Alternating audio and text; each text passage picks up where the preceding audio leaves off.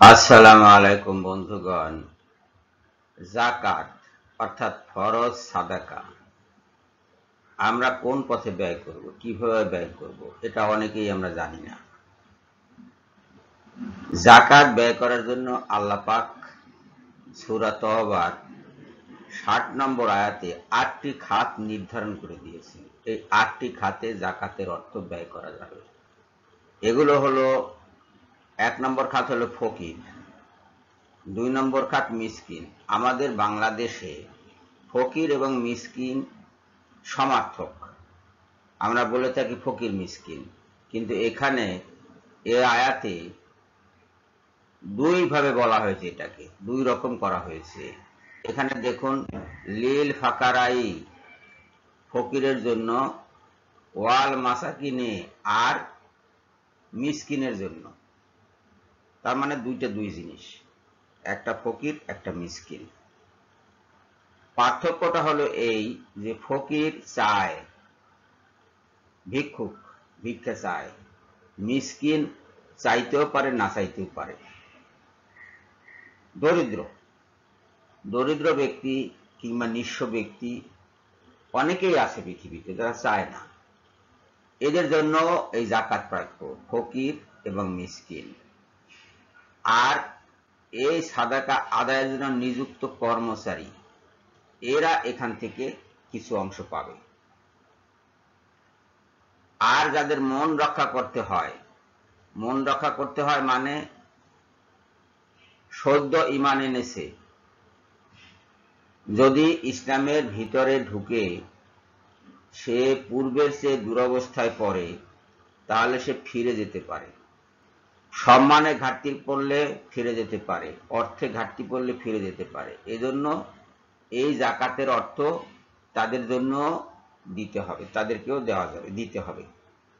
সাধারণত মুসলিমের জন্য এই খাতটা নির্ধারিত হয়ে থাকে। দাস মুক্ত করার কাজে যুদ্ধ হয়েছে, কিছু মুসলমান বন্দী হয়েছে কোথাও, তাদেরকে ছাড়িয়ে আনতে হবে। বিপরীত পক্ষ, শত্রুপক্ষ যদি কোনো মুক্তিপণ চায়, তাহলে এই খাত থেকে মুক্তিপণ দেওয়া যাবে, মুক্তিপণ দিতে হবে। এছাড়াও যখন কোনো দাস ইসলাম কবুল করেছে কিন্তু তার মালিক কাফির, তাকে মুক্ত করার জন্য এই খাতের অর্থ ব্যয় করা যাবে। অর্থাৎ দাস মুক্তির জন্য এই খাতে অর্থ ব্যয় করতে হবে বা ব্যয় করা যাবে। আর ঋণগ্রস্তদের জন্য, যে মুসলমান ঋণগ্রস্ত হয়েছে, সেই মুসলমানের ঋণ পরিশোধ করার জন্য যাকাতের অর্থ ব্যয় করা যাবে। আর আল্লাহর রাস্তায় ব্যয় করা যাবে। এবং মুসাফিরদের জন্য ব্যয় করা যাবে। মুসাফির মানে ভ্রমণকারী, যারা মুসলিম ভ্রমণ করছে, মুসাফির হিসাবে আছে, রাস্তায় এক জায়গা থেকে আর এক জায়গায় পারিবারিক প্রয়োজন হোক, রাষ্ট্রীয় প্রয়োজন হোক, ধর্মীয় প্রয়োজন হোক, যাতায়াত করছে, তাদের জন্য এটা ব্যয় করা যাবে, মুসাফিরদের জন্য। এই হলো ৮টি খাত আল্লাহর পক্ষ থেকে ফরজ, ফারিদাতাম মিনাল্লাহি, এটা আল্লাহর পক্ষ থেকে ফরজ। আপনি দেখুন, এখানে শুরুতে সাদাকা বলা হয়েছে, সাদাকাত বলা হয়েছে, এখানে কিন্তু যাকাতের কথা বলা হয়নি, যাকাত শব্দটি নাই।